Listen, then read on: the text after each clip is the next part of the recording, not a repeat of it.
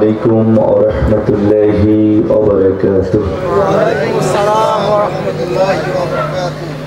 إن الحمد لله الأكرم الذي خلق الإنسان وكرم وعلمه من البيان ما لم يعلم، فسبحان الذي لا يحصى امتنانه باللسان ولا بالقلم. نشهد أن لا إله إلا الله وحده لا شريك له،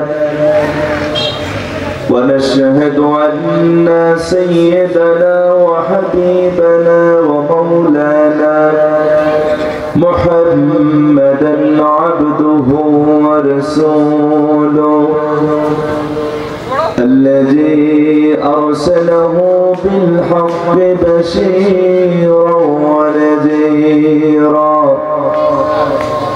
وداعيا إلى الله بإذنه وسراجا وقمرا منيرا. فقد قال الله تعالى في كلامه المجيد وفرقانه الحميد: أعوذ بالله من الشيطان الرجيم.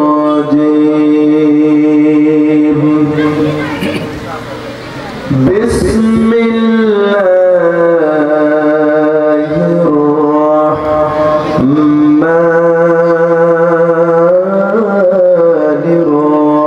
الرحيم. يا أيها الذين آمنوا اتقوا الله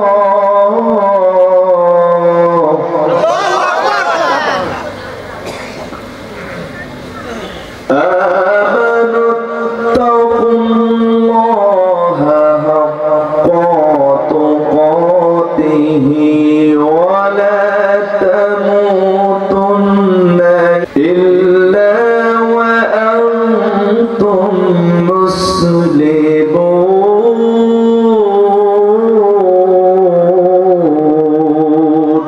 الله أكبر.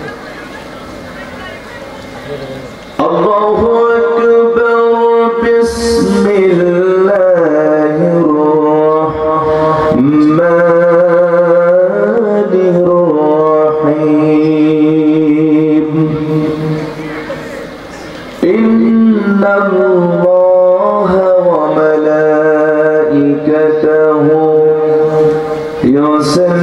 يصلون على النبي يا أيها الذين آمنوا صلوا عليه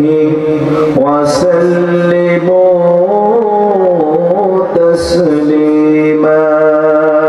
اللهم صل على سيدنا محمد وعلى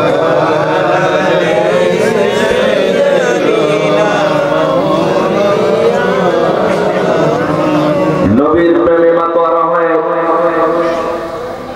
বাংলার এক প্রান্ত থেকে বিশেষ করে আমরা বদলপুর গ্রাম থেকে বিশ্বনবীর সাথে আমরা দরুদ পড়ি, কারণ পৃথিবীর ভিতরে আমরা যাদেরকে আপন ভাবি মৃত্যুর পরে সবাই পর হয়ে যাবে, ঠিক না? কিন্তু একজন আমাদের আপন, তিনি হচ্ছেন প্রফেট মুহাম্মদুর রাসূলুল্লাহ সাল্লাল্লাহু আলাইহি ওয়াসাল্লাম। সেই নবীর সাথে আমরা প্রাণ খুলে মহব্বতের সাথে দরুদ পড়ি। আল্লাহুম্মা সাল্লি আলা সাইয়্যিদিনা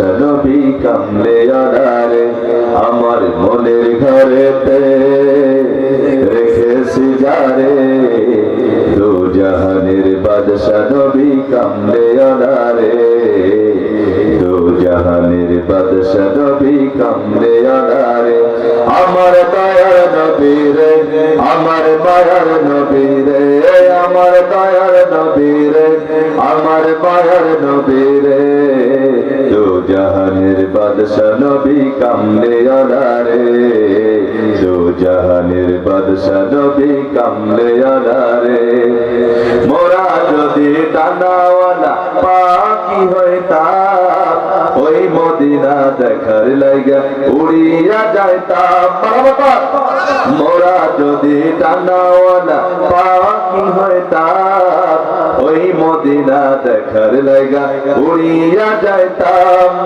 হৃদয় জুড়ে দেখতাম আমি হৃদয় জুড়ে দেখতাম আমি নয়ন ভরে দু জাহানের বাদশা নবী কামলে আলারে দু জাহানের বাদশা নবী কামলে আলারে আমার মনের ঘরেতে রেখেছি যারে দু জাহানের বাদশা নবী কামলে আলারে দু জাহানের বাদশা নবী কামলে আলারে আল্লাহুম্মা জয়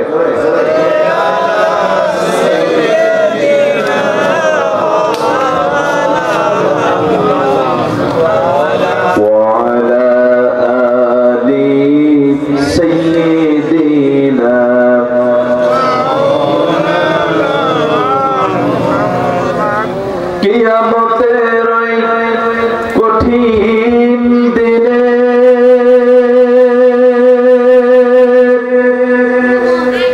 কি জানি কি আছে কপালে আমরা পাপী গুনাহগার তাই তুলে নিও তোমার কোলে আল্লাহুম্মা সাল্লি আলা সাইয়্যিদিনা মাওলানা মুহাম্মদ ওয়া আলা আলি সাইয়্যিদিনা মাওলানা মুহাম্মদ সকলে বলুন বালাগাল উলা বিকামালিহি كشاف الدجى بجماله حسنت جميع خصاله صلوا محمد سيد الكونين والثقلين والفريقين من عرب ومنه عجمي بلغ العلا بكماله كشاف الدجى بجماله حصلت جميع خصاله صلوا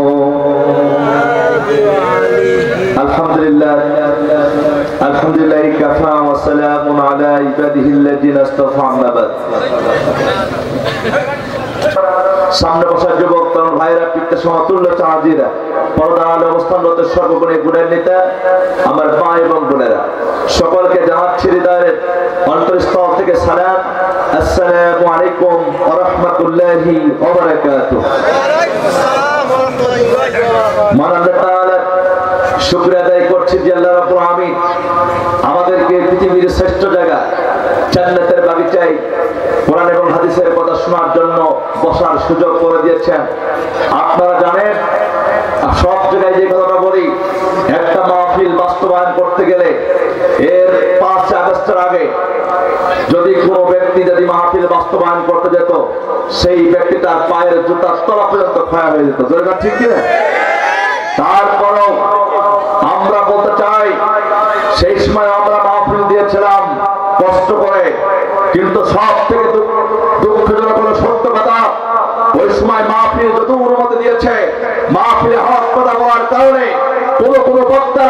আজকে নেওয়া হয়েছে, পুরো বক্তাকে মাহফিল থেকে ধাক্কা দিয়ে নামিয়ে দেওয়া হয়েছে, দরকার ঠিক কিনা? আমরা বলতে চাই এই বাংলাদেশে আলেম ওলামা কিন্তু আকাশ থেকে নাজিল হয় নাই। বাংলাদেশে আলেম ওলামা আগেও ছিল, বর্তমানে আছে, ভবিষ্যতে থাকবে। কোরআনের কথা বাংলাদেশের আলেমরা বলেই যাবে। কোন নাস্তিক যদি কোরআনের মাহফিলে বাধা দেয়, জান্নাত বলে বলতে হবে মুসলমানদের কাছে, ঠিক কিনা?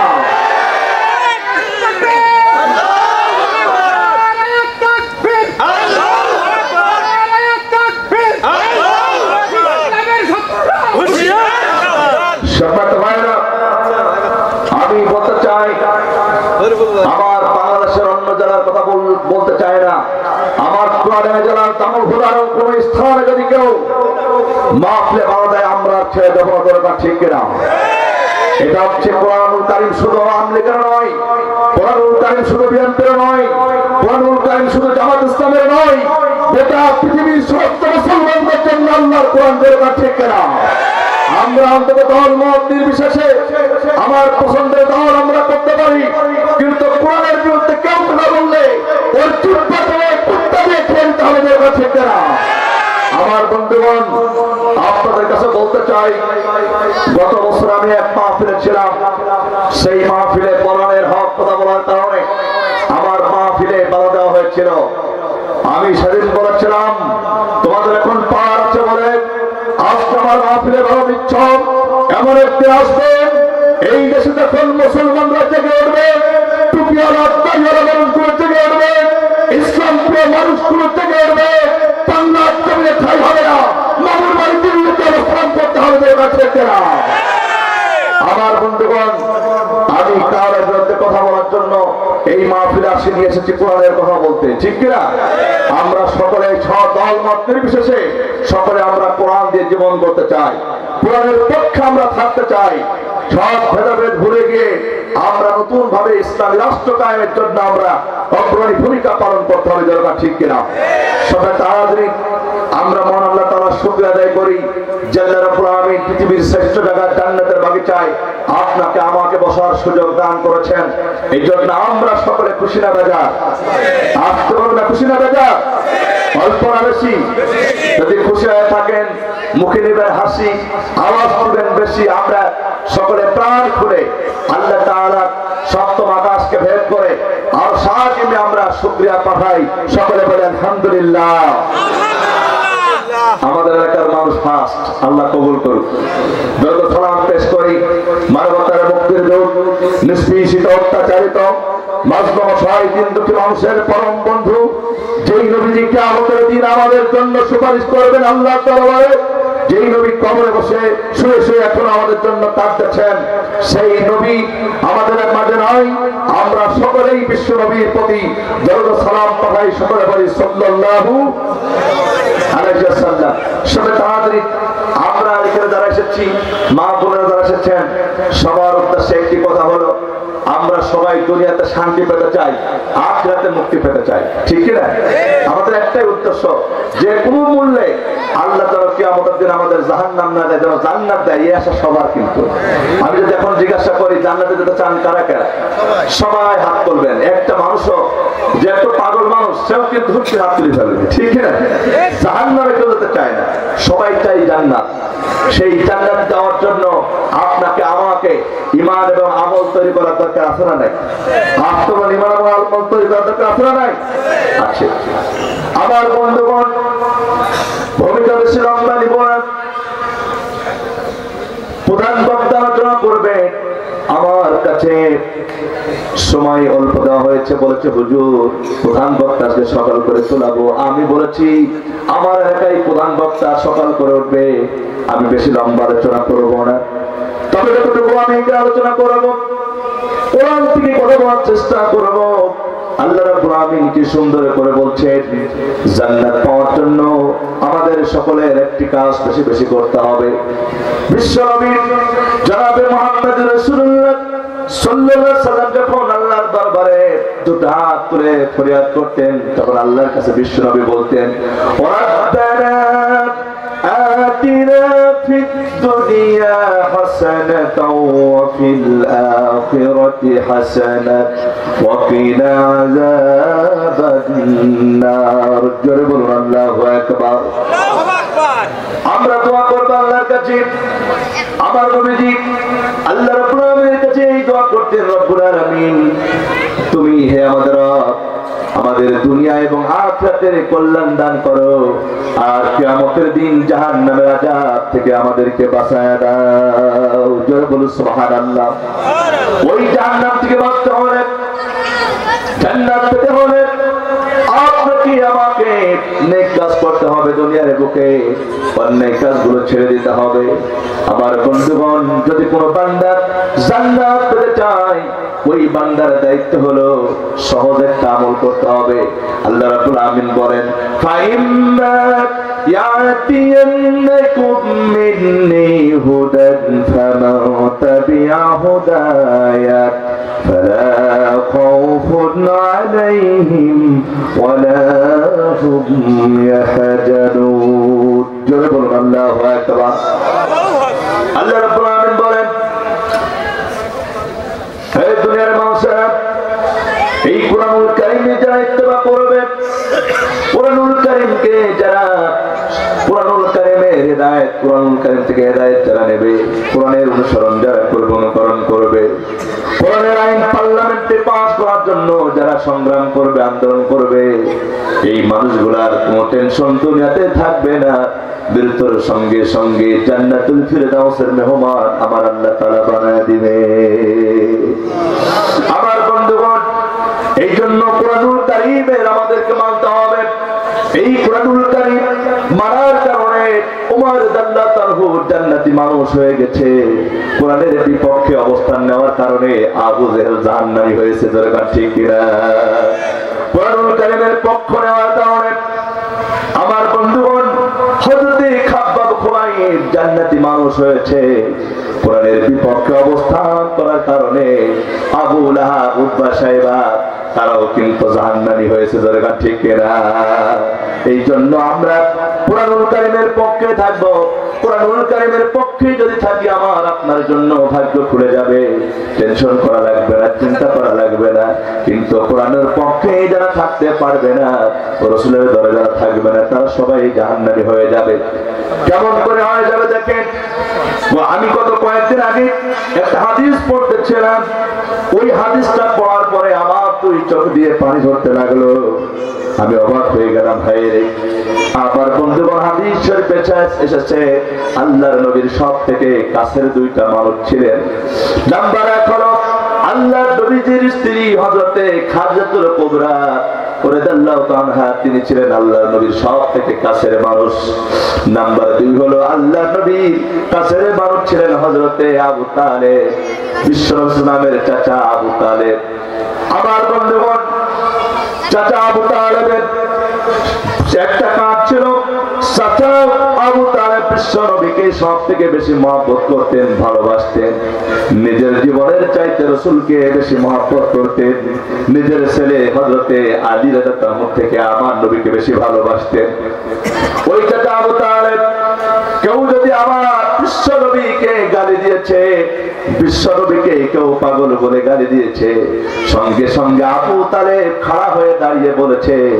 আমার ভাতিজার কেউ যদি গালি দাও শোনো আমি চাচা আবু তালেব বেঁচে থাকা পর্যন্ত তোমাদের ছাড় হবে না দরকার ঠিক না আমার বন্ধুগণ যে চাচা আবু তালেব রাসূলকে ভালোবাসলেন মহব্বত করলেন আল্লাহর নবীকে বেশি মহব্বত করলেন নিজের ছেলে হযরতে আলী রাদিয়াল্লাহু আনহু থেকে আল্লাহর নবীকে মহব্বত করলেন সেই চাচা একটাই কারণে জাহান্নামে যাচ্ছেন কারণ হলো আল্লাহর নবীকে ভাতিজা হিসেবে মেনেছে রাসূল হিসেবে মানতে পারে না আবার দেশে দেখবেন রাসূলকে মসজিদে নেতা মানে কোথায় মসজিদে বিশ্বনবীর নামে দরুদ পড়ে নামাজের ভিতরে বিশ্বনবীর নাম করে আমার বন্ধুগণ সালাম ফেরানোর সময় আমাদের নামাজের ভিতরে দরুদ পড়ার সময়, মোনাজাত করার সময় রাসূলের নাম করে নেতা বলে মানে, কিন্তু মসজিদ থেকে বাইরে আসলে পারে যেই নেতা নামাজ পড়ে না, কোরআন পড়ে না, ইসলাম মানে না, আল্লাহর নবীর দ্বীন কায়েমের আন্দোলন করে না, এমন মুনাফিক মার্কা নেতাদের পেছনে যারা ছোটে, বুঝতে হবে মসজিদে গেলে তুমি রাসূলের মানলে, বাইরে শয়তানের গোলামি করলে তোমার এই রকম আচরণে তুমি জান্নাত পেতে পারো না। জোরে বল ঠিক না? আমার বন্ধুগণ, কিছু কিছু সুবিধাবাদী মুসলমান আছে এমন, আমার বন্ধুগণ, সুবিধাবাদী মুসলমান দেখবেন সব সময় কি করবেন, নামাজ পড়া এটা পছন্দ করে, রোজা রাখা এটা পছন্দ করে, খাওয়া শেষে মেসওয়াক করা পছন্দ করে, কিন্তু দিন কায়েম করতে হবে, আল্লাহ দিন কায়েমের আন্দোলন করতে হবে, এটা অনেক মুসলমান মানতে চায় না। জোরে বল ঠিক না? কবি এজন্য বলছেন, কেমন মুসলমান তুমি, কেমন মুসলমান, কেমন মুসলমান তুমি, কেমন মুসলমান, নামাজের সাথে নাই পরিচয়, মানো না কোরআন, তুমি কেমন মুসলমান, কেমন মুসলমান তুমি, কেমন মুসলমান, তুমি রমজান এলে রাখো না রোজা, দিনকে করো আঘাত, পয়সা করি নেই তো অভাব, দাও না তো যাকাত। ঠিক আছে ঠিক? তুমি রমজান এলে রাখো না রোজা, দিনকে করো আঘাত, পয়সা করি নেই তো অভাব, দাও না তো যাকাত, তুমি ইমানদারি বড়াই করো, নেই তোমার ঈমান, তুমি কেমন মুসলমান, কেমন মুসলমান তুমি, কেমন মুসলমান, নামাজের সাথে নাই পরিচয়, মানো না কোরআন, নামাজের সাথে নাই পরিচয়, মানো না কোরআন, তুমি কেমন মুসলমান, কেমন মুসলমান তুমি, কেমন মুসলমান। তুমি সুদের টাকায় ফাসাদ করো, তুমি সুদের টাকায় ফাসাদ করো, ঘুষে ছাড়ো না, দিন দুঃখী না খেয়ে মরে, খবর রাখো না। ঠিক বলেছি? কত সুদের টাকা, কত গরিবের টাকা পয়সা মেরে কেটে খেয়েছে, গরিবদের দিকে তাকায় নাই এমন মানুষ আমাদের দেশে আছে না নাই? কেউ যেন আসলে আসতে বল না, আছে না নাই? আমরা আসতে বলে জোর হয়। আল্লাহ কবুল করে আমিন।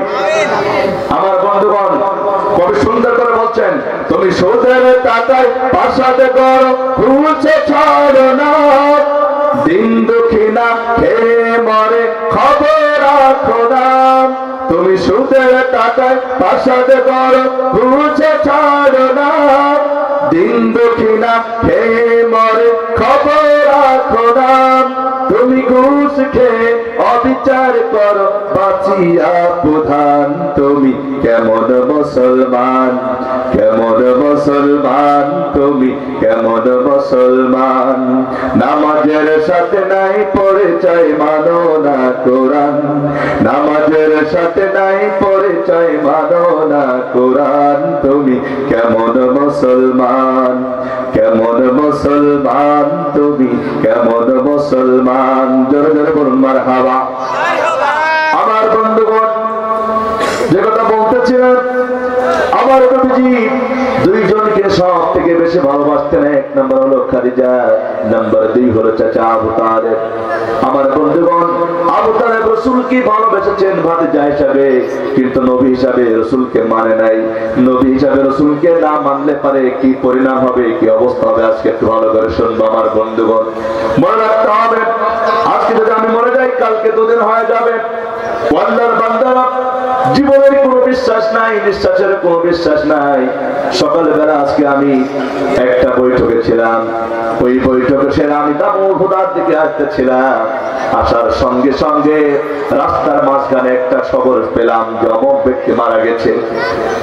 হঠাৎ করে একজন ব্যক্তি মারা গেছে সংবাদ শুনলাম। ওখানে যেতে যেতে কবর খোঁড়া হয়ে গেছে, আত্মস্বজন সবাই চলে এসেছে। যা যা শেষ করে আবার দামোহদা আসলাম, এখান থেকে আবার মাহফিল এসেছি। বিশ্বাস করুন, আপনি আমি মরে যাব, আপনার আমার মাটি দিতে কারোর দেরি হবে না। মরে যাব আজকে, কালকে 2 দিন হয়ে যাবে। এই জন্য নিয়ত করতে হবে, আজ আজকের মাহফিল থেকে এমন ওয়াজ শুনে যাব, জীবনে এই আমল যদি করতে পারি আল্লাহ তাআলা নাজাত দিয়ে দেবে। দরকার ঠিক কিনা?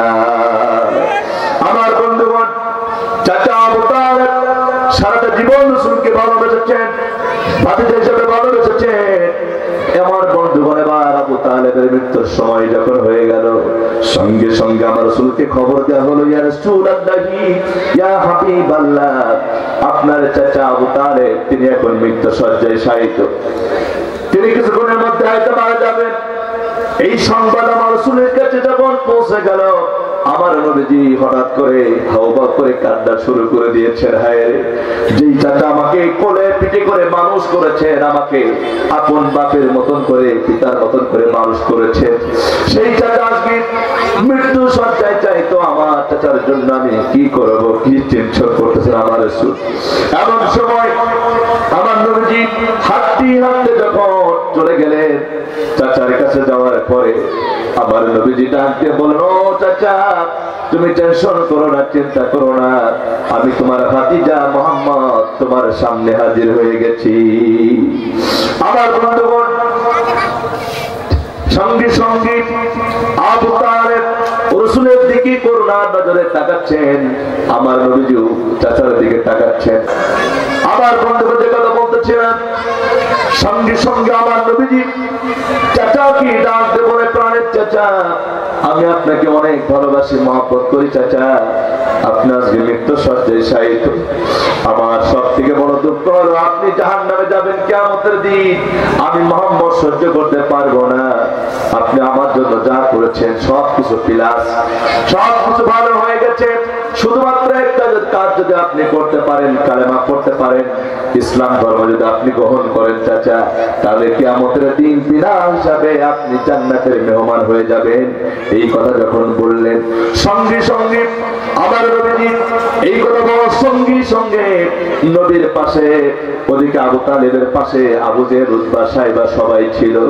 তারাও ডাক দিয়ে বলে, ও আবু তালেব, তুমি যদি এখন কালেমা পড়ো, সারাটা জীবন মুহাম্মদের কালেমা তুমি পড়ো নাই, মৃত্যুর আগে যদি তুমি এখন কালেমা পড়ো, তাহলে তুমি ইসলাম থেকে তুমি একেবারে আমাদের সাথে মুনাফিকি করবা, এটা তো হবে না। আমার বন্ধুগণ, এমন কথা বলার সঙ্গে সঙ্গে আবু তালেব রাসূলের কাছে বলছেন, ও ভাতিজা মুহাম্মদ, আমি তোমাকে নবী হিসাবে তোমাকে আমি মানি না, বরং তোমাকে আমি মানি ভাতিজা হিসাবে, তোমার কাছে আমি কালেমা পড়তে পারবো না। আমার নবীজি ডাক দিয়ে বললেন, প্রাণের চাচা, আল্লাহর কসম করে বলে, আপনি যদি কালেমা না গ্রহণ করেন, কিয়ামতের দিন আপনার জন্য আমি কোনো উপকারে আসবে না। আপনি কি জানেন কিয়ামতের দিন এমন অবস্থা হয়ে যাবে, কেউ কার জন্য কোনো উপকারে আসবে না, কোন মানুষের জন্য সুপারিশ করতে পারবে না, মানুষগুলো কেঁদে কেঁদে অস্থির হয়ে যাবে, চোখের পানিগুলো শেষ হয়ে যাবে। ও চাচা, দয়া করে মেহেরবানি করে একটু কালেমাটা পড়ে নেন। এমন করে আমার নবীজি বলতেছেন, কিন্তু চাচা এমন পাষাণ, কালেমা তিনি গ্রহণ করলেন না। আসল কথা হলো, কালেমা যদি আল্লাহ রাব্বুল আলামিন তাকে হেদায়েত না দেয়, পৃথিবীর কোন মানুষ তাকে হেদায়েত করতে পারে না। ধরে বা ঠিক কিনা? আমরাও বাংলাদেশের হুজুররা, এই বাংলাদেশে কত ওয়াজ করা হয়েছে, বাংলাদেশের প্রধানমন্ত্রী থেকে শুরু করে সবাই ওয়াজ শুনেছে ঠিকই, কিন্তু দিল দিয়ে আমল করে নাই। ওয়াজ শুনেছে মরতে হবে ঠিকই, কিন্তু মরণের চিন্তা করে নাই। আমার বন্ধুগণ, সাইদি সাহেবের ওয়াজ শুনেছে, শুনতে ভালো লাগে, চোখের পানি ফেলেছে। আবার সাইদি সাহেবের ফাঁসির জন্য আন্দোলন করেছে শাহবাগে। এমন মুনাফিক মার্কা মুসলমান আছে না নাই? সবাই জানে আল্লামা সাইদি নির্দোষ। আল্লামা সাইদি একজন আল্লাহর ওলি, এতে কোনো সন্দেহ নাই। বাংলার জমিনে জীবন দিচ্ছেন আল্লামা সাইদি। ধরে ঠিক কিনা? আপনারা জানেন আল্লামা সাইদির বিরুদ্ধে এমন অবস্থা হয়েছিল, আল্লামা সাইদির বিরুদ্ধে তারা মামলা দায়ের করেছিল, মিথ্যা মামলা দিয়েছিল সাইদির বিরুদ্ধে। কিন্তু আল্লামা সাইদি বলেছিলেন, সংসদেও তিনি বক্তব্য দিয়েছিলেন, আমি রাজাকার নই, আমাকে যদি প্রমাণ করতে পারে আমি রাজাকার, যদি কেউ না প্রমাণ করতে পারে তার বিরুদ্ধে 10 কোটি টাকার মানহানি মামলা দায়ের করবো। দরকার ঠিক না? আমার বন্ধুগণ, কিন্তু যার আমরা মিথ্যা নাটক সাজিয়ে সুকুরঞ্জন বাণী ওই বরিশাল আমার বন্ধুগণ বরিশাল বিভাগে ভোলা জেলায় আল্লামা সাইদি সেই পিরোজপুর এলাকায় বাড়ি। তিনাকে বলা হলো সাক্ষী দিতে হবে। তিনি বলল না না না, আমি সাক্ষী দিতে পারবো না, কারণ আমি শুনেছি আমার গর্ভধারিণী মা আমাকে বলেছে আমি একজন হিন্দু মানুষ হতে পারি। আমার মা আমাকে বলেছে আল্লামা সাইদির মতন ভালো মানুষ আর কেউ হতে পারে না। তার বিরুদ্ধে মিথ্যা মামলা নিতে পারবো না। আমার বন্ধুগণ ঘটনা এসে গেল, তাই সাইদের কথা বলতেছি, কারণ আমি জানি আল্লামা সাইদের ভক্ত আমরা সবাই, ধরে তা ঠিক কিনা? সবাই সাইদের ভালোবাসে। আমার বন্ধুগণ সুকুরঞ্জন বাণী যখন সাক্ষী দিতে চাইলো না, আমরা সেই জায়গায় গিয়েছিলাম যারা ময়দানে। তিনাকে বলা হয়েছিল সাক্ষী দাও, উনি মিথ্যা সাক্ষী দেয় না বলে ওনাকে ভারতে একেবারে পাঠাই দেওয়া হয়েছে, ভারতের জেলখানে আটকে দেওয়া হয়েছে। আমার বন্ধুগণ মিথ্যা সাক্ষী তৈরি করে আল্লামা সাইদের যারা 13টা বছর জেল খাটাইছে, আবার মিথ্যা দুনিয়া ওই জেলখানা থেকে বের করে 20 ইনজেকশন দিয়ে যারা নিরপরাধী মানুষটাকে মেরেছে, বিশ্বাস করুন একদিন না একদিন বাংলার জমিনে তাদের বিচার হবে। ঠিক না? আমার বন্ধুগণ পাপ পুণ্যের বাপ কেউ ছাড়ে না।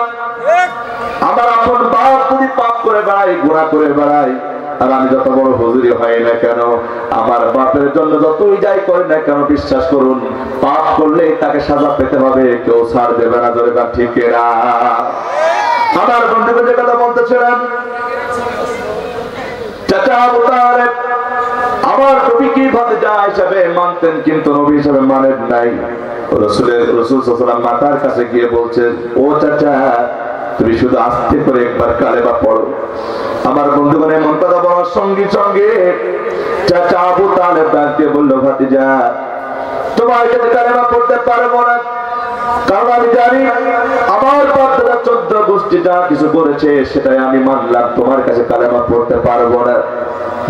হাদিস শরীফে এসেছে চাচা যখন কালেমা পড়লো না, আমার নবী কাঁদতে কাঁদতে অস্থির হয়ে যাচ্ছে, বাইরে গিয়েও আমার নবী হাউভাউ করে কাঁদতেছে। আল্লাহর দরবারে বলে, আল্লাহ আমার চাচা আবু তালেব তিনি তো আমাকে ভালোবাসতো, আমার চাচার হেদায়েত করতে পারলাম না, কালেমা পড়াতে পারলাম না। ও আল্লাহ আমার চাচা জাহান্নামে যাবে, আমি তো কেমন করে সহ্য করব? আল্লাহ রাব্বুল আলামিন বললেন, নবী ইয়াহদি মাইয়াশা ওয়া ইউআযিবু মাইয়াশা, আমি যাকে ইচ্ছা হেদায়েত করতে পারি, যাকে ইচ্ছা আযাব দিতে পারি। হেদায়েতের মালিক তুমি নয়, বরং আমি আল্লাহই হলাম হেদায়েতের মালিক। আমাদের হুজুরদের হাতে যদি হেদায়েত থাকতো, আমাদের সরকার বর্তমান যিনি পাঠিয়েছেন ওই দিল্লিতে মামার বাড়িতে যিনি চলে গেছেন, ওনাকেও আমরা হেদায়েত করতে পারতাম যদি আমাদের হেদায়েত থাকতো। ঠিক না? কিন্তু হেদায়েতের মালিক কে? হেদায়েতের মালিক হলো আল্লাহ। জোর করে কাউকে হেদায়েত করা যাবে না।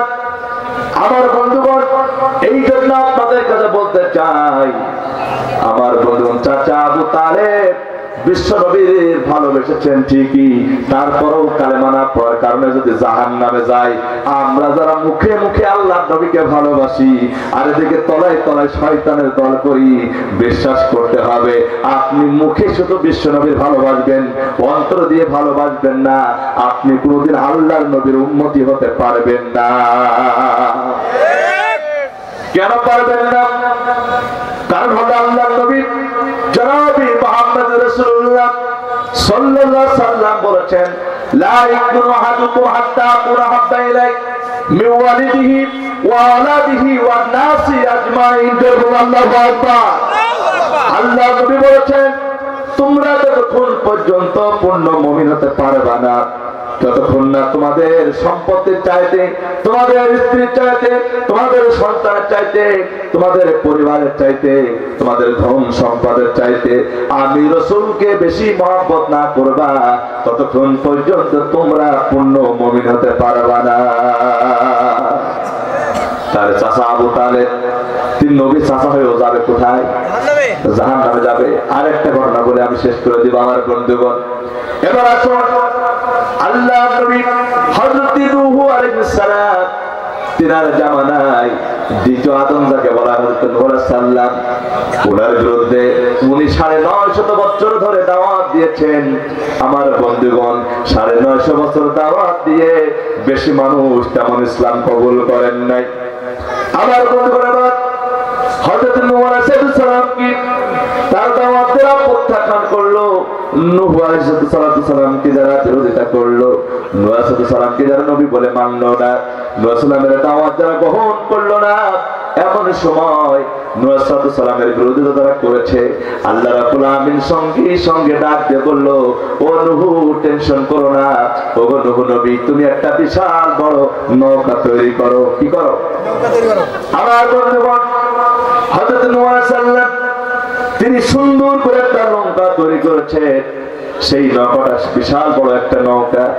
আমার বন্ধুগণ দুর্গপ্রস্থ এই মোড়টা আমার মনে নাই, কিন্তু নৌকাটা বিশাল বড় নৌকা করার পরে আল্লাহ রাব্বুল আমিন বলেন, ও নূহ আলাইহিস সালাম প্রত্যেকে জোড়া জোড়া, প্রত্যেক প্রাণীর এক এক জোড়া করে পুরুষ আর নারী সুন্দর করে উঠায় দাও।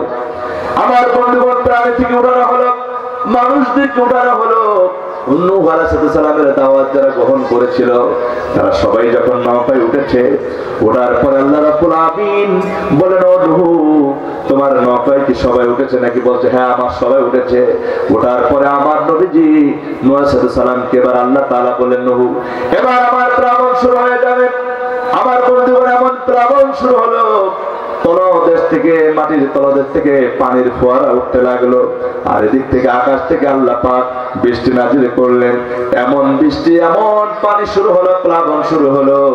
আমার বন্ধুগণ নিমেষের মধ্যে সমস্ত দুনিয়া একেবারে সব সারকার হয়ে গেল, সব জায়গায় পানি আর পানি। আমার বন্ধুগণ এমন সময় আল্লাহর নবী হযরত নূহ আলাইহিস সালাম তার আপন ছেলে কেনানকে ডাক দিলেন।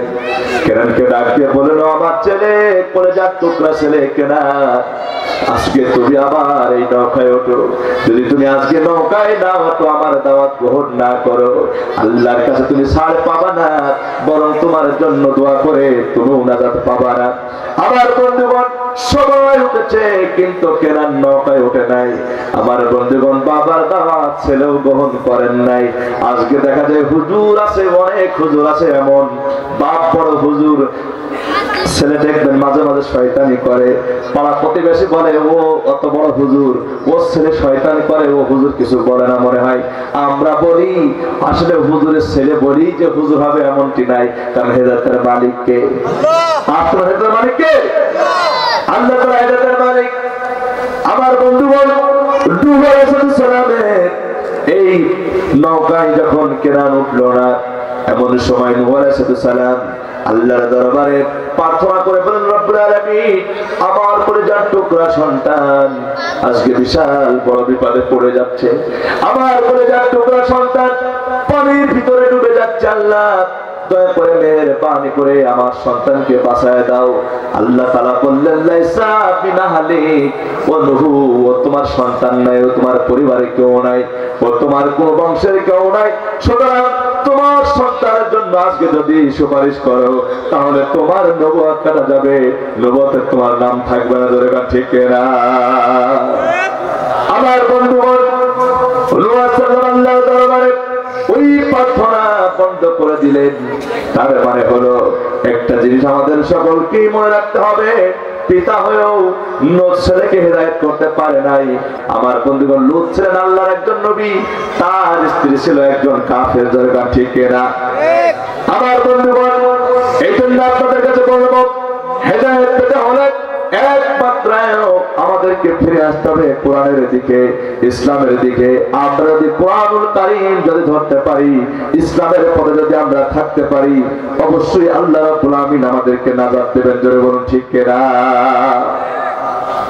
আমার বন্ধুগণ এবার আসুন জান্নাতে কারা যাবে এবং জাহান্নামে কারা যাবে সেই কথাও আমি আজকে আপনাদের সামনে বলবো।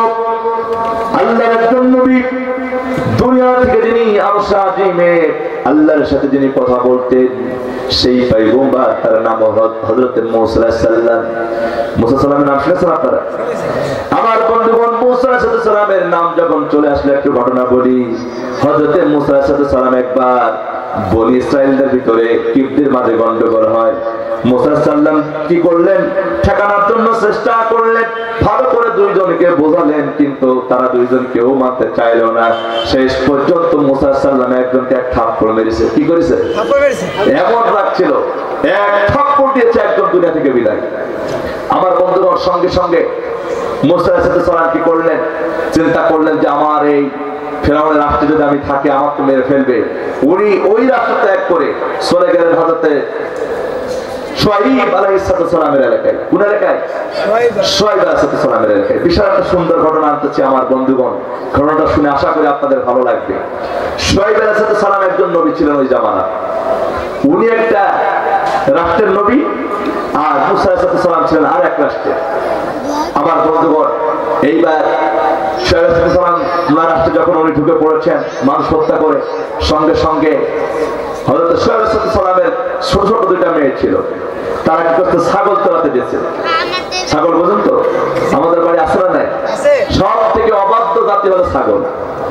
আর নবীরা ছাগল চড়েছেন এই কারণে, নবীরা ছাগল চড়ালে পারে ধৈর্যশীল হয়ে যাবে। যেই ব্যক্তি ছাগল চড়াবে সে আস্তে আস্তে একদম ধৈর্যশীল হয়ে যাবে, রাগটা কমে যাবে। এই জন্য আল্লাহ পাক ছাগল চড়িয়ে চড়িয়ে তাদেরকে সুন্দরভাবে তৈরি করে তারপরে নবুয়তের দায়িত্ব দিয়েছে বলে সুবহানাল্লাহ। আমার বন্ধুগণ যখন শুআয়ব আলাইহিস সালামের এলাকায় গেছেন, যাওয়ার পরে এই শোনার কথা বলে কেন তোমরা থামো, একটু আওয়াজ দিতে বললে দিবা জোর। তো শুআয়ব আলাইহিস সালামের এলাকায় যাওয়ার পরে ওই দুইটা মেয়ে মুসা সাল্লাল্লাহু আলাইহি ওয়াসাল্লাম লক্ষ্য করে দেখলেন যুবক মানুষ, শক্তি অনেক, রাগও বেশি। দেখলেন দুইটা মেয়ে কুয়া থেকে পানি তুলিয়ে কষ্ট করে ছাগলের পানি পান করাচ্ছে, তারা পারছে না। মুসা সাল্লাল্লাহু আলাইহি ওয়াসাল্লাম নিজেই গেলেন, যাওয়ার পরে ওই দুইটা মেয়েকে সাহায্য করলেন, বললেন আমার হাতে বালতি দাও। উনি নিজে সুন্দর করে কুয়া থেকে, আগে কিন্তু বড় বড় কুয়া থাকতো, কূপ বলা হয় যেটা, উনি সুন্দর করে পানি তুলে মেয়েদেরকে সাহায্য করলেন। জয় বলি সুবহানাল্লাহ। আমার বন্ধুগণ সেই মুসা সাল্লাল্লাহু আলাইহি ওয়াসাল্লামের ঘটনা একটু বলি।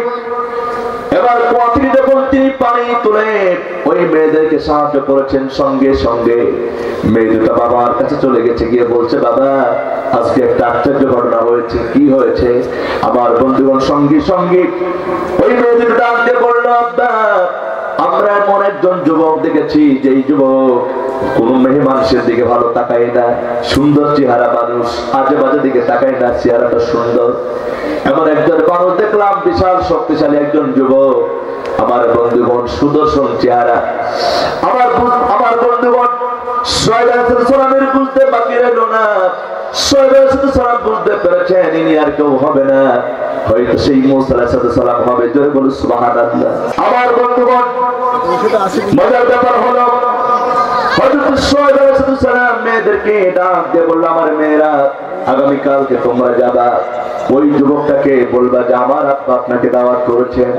আমার বন্ধুগণ মেয়ে দুটা গিয়া পরের দিন যখন হযরত মুসা আলাইহিস সালামকে দাওয়াত করে বলছেন, ও মুসা আপনাকে আমার আব্বা ডেকেছেন, আমাদের বাড়িতে যেতে হবে।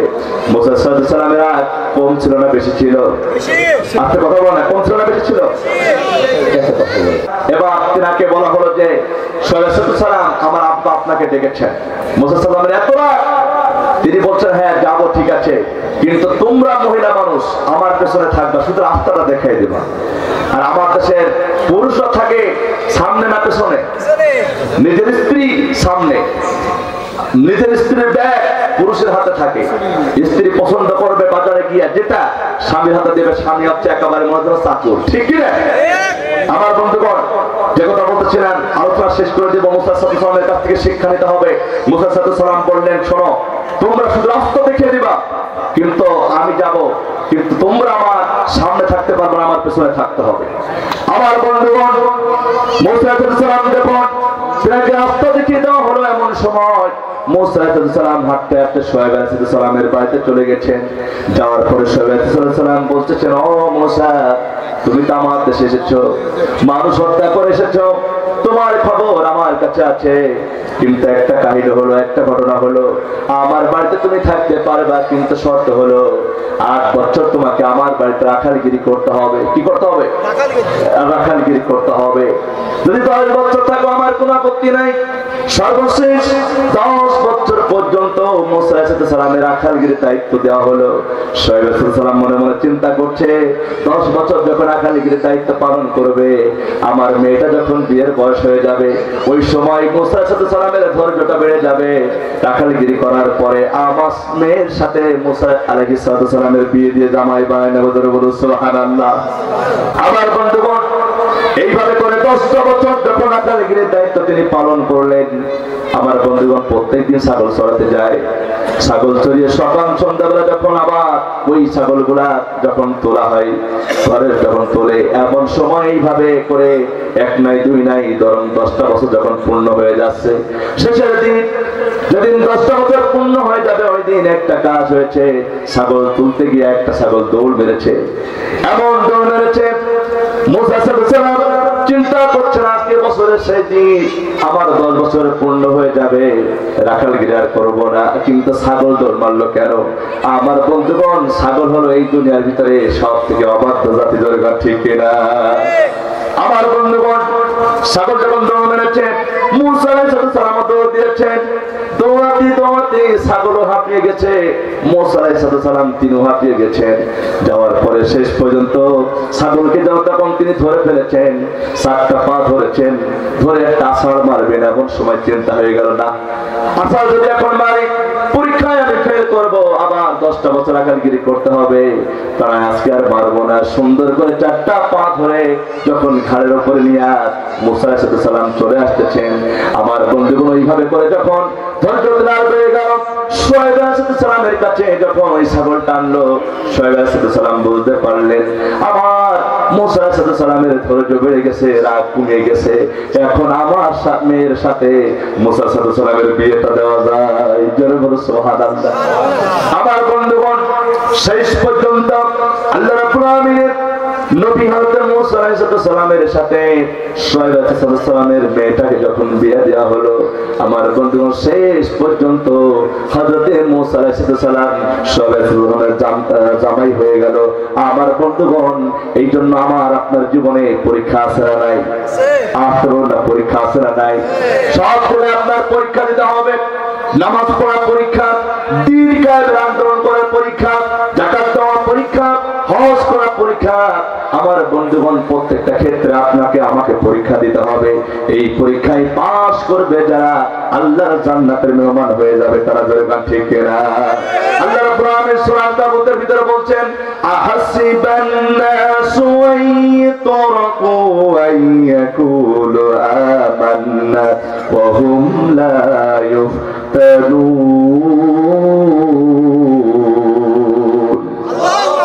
মানুষ কি মনে করেছে? আহাসিবান নাসু আইয়ুতরাকু আইয়াকুলু আমান্না। আমার বন্ধুগণ, আল্লাহ তাআলা বলেন, মানুষ কি ধারণা করেছে তারা এমনি এমনি জান্নাতে চলে যাবে আর আমি পরীক্ষা করব না? আমি অবশ্যই তাদেরকে পরীক্ষা করব। এই পরীক্ষা করব ইমানের পরীক্ষা।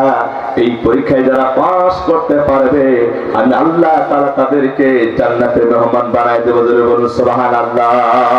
সুতরাং জান্নাত পেতে হলে প্রত্যেকটা ক্ষেত্রে আমাদেরকে পরীক্ষা দিতে হবে। আল্লাহ রাব্বুল আমিন যেন আমাদের সকলকে দ্বীনের প্রতি অটল থাকা, ধৈর্য ধারণ করা, ইসলামের সঠিক বিধান মানার তৌফিক যেন আল্লাহ তাআলা আমাদেরকে দান করে। সকলে বলুন আমিন।